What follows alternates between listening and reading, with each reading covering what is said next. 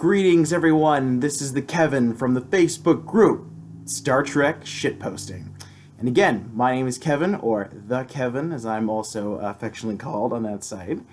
And again, I just want to start this video off by also personally thanking admin Robyn Potter, who gave me the idea actually to do my favorite episodes in the Star Trek series at all. So again, once again, a big shout out to her and thank you so much. And today I'll be talking about Star Trek Deep Space Nine's For the Uniform. It's a wonderful episode, fantastic episode that I really enjoy, where Sisko, again, is finally trying to get Eddington. And there's a big sort of cat and mouse game in between them. He's been wanting to get him for so long throughout the series, because again, he hired him as a security chief, and then he turned out to be a Maquis traitor. So he's been constantly ridden with this guilt that he was fooled, that he was beaten.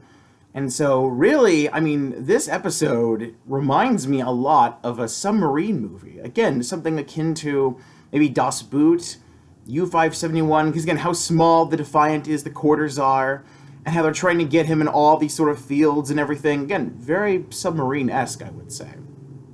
And again, like, early in the scene with Sisko, like, he's trying to talk to Starfleet Command, and, you know, they kind of think that, oh, no, we should kind of handle this, you know, Sisko.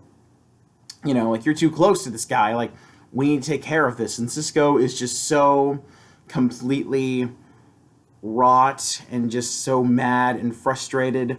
And Dax is trying to hold at the punching bag, just trying to sort of calm him down, saying it's not so bad.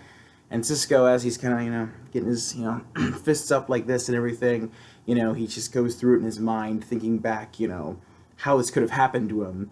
You know, he just kind of goes over everything, you know, like, is he, you know, is he a wormhole alien? No! You know, and then he goes, you know, is he, you know, is he a being with 7 lifetimes of experience? No! And he hits it again. And then he goes, you know, he's just going over all the things. Is he a changeling? No! He's just a man like me! And just, it's an amazing, great scene. I love it. Again, paraphrasing, I'm not doing it justice, but that is, again, an impactful, you know, pretty great scene from Avery Brooks right there. Wonderful. And just again, over the course, he's trying to hunt him down in the Defiant, and he's just constantly, and he seems to have the upper hand at every single turn. And it seems like Sisko just can't get to him, and he doesn't know what to do. Until finally, you know, Michael Eddington, with the holocommunicator, by the way. This is the first time we've seen the holocommunicator, basically having someone appear as a hologram image to them on the ship, as opposed to seeing them on the view screen.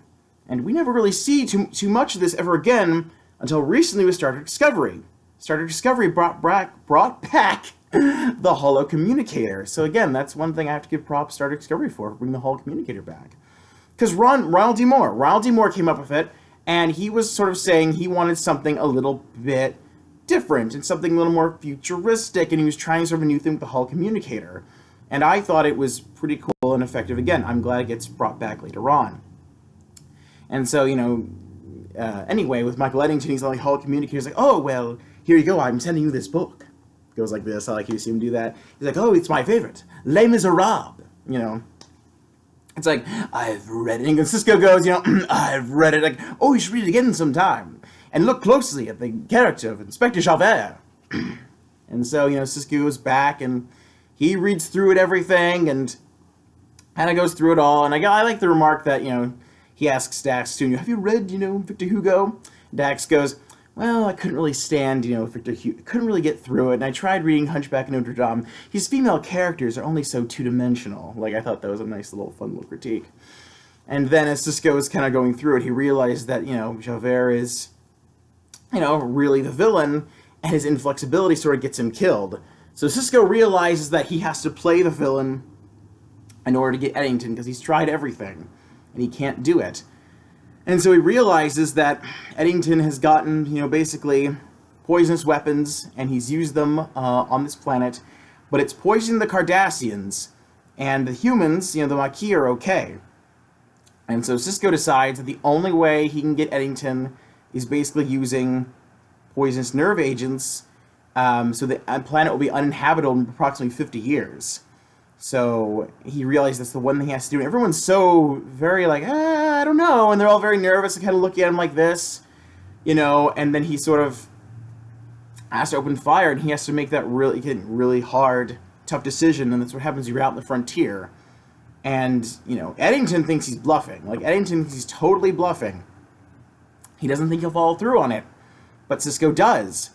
He really does. Like, he follows through on it, and he uses it. He uses the nerve agent, and that means they all have to sort of, again, evacuate, get off the planet, and Eddington's just completely in shock, and he doesn't think he'll do it at all. Like, it's insane. Again, Sisko goes back and says, "You betrayed your uniform!" And then Eddington goes, "And you betrayed yours, Captain." How far are you willing to go? And it's just so, again, intense, great scene. And the fact that Sisko did that is really a pretty huge, shocking move, I think, for Star Trek. Because, again, Kirk did stuff like this all the time. Kirk bluffed and did stuff like this, but he never followed through on it at all. Ever in the original series. Kirk always said he was going to bluff and do something, but he never did. And Sisko, it seemed like he was bluffing, but no, he actually did it. And Eddington's completely shocked and dismayed. And he's sort of, again, that's what finally he has to give himself up. He's like, all right, I'll give you what you want. Me. And so he finally gets him. And at the very, for the very last scene, it's a little tonally a little bit odd. Dax kind of goes, you didn't clear it with Starfleet, did you? And then Dax kind of also says, I always wanted the bad guy to win. It's a little odd after everything that sort of just happened in a very serious episode. It's a little odd to have that little, like, joke or quip at the very end. But still, a wonderful, great quality episode that I really love. The only thing that would have made it better, even remotely, is it would have been a little weird, but I would have loved it if they just started singing the confrontation from Les Miserables. Valjean, at last we see each other plain. Monsieur le Maire, you wear a different shade. Before you say another word, Javert, before you say it, change again, listen to me, there's something I must do, and just, that would have been great. If DS9 had a musical episode, I wish they would have done a rendition from, Les Miserables, the confrontation. That would have been pretty great. I think it would have been pretty funny. So yeah, I mean, again, that's a highlight. Again, it kind of helps nearing the end of the Maquis storyline in DS9.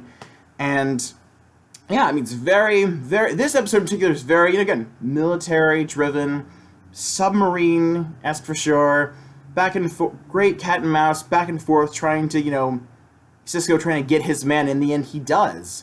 But in a very, again, non-conventional Starfleet way, and because he's tried everything else. And again, also showing different points of view, too.